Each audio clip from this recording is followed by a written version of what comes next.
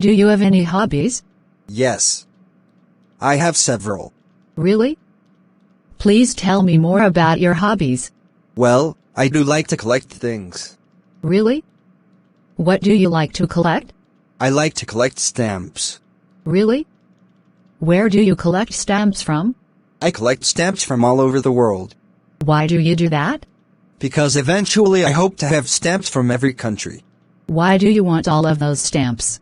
I think it's because I won't be able to go to those countries myself. Oh. What is another hobby of yours? I collect beer. Pardon me? You collect beer? Well, actually, I collect beer cans.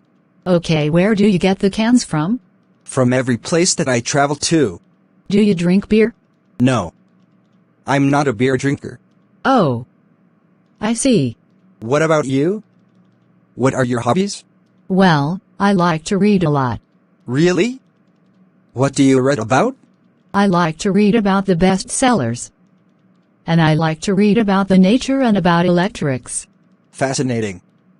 Why do you like reading so much? Oh. I think it helps me exercise my brain. That's a good reason. If it doesn't make you too tired. Thank you for watching channel, Dan Sreyoun. Please subscribe, like and share.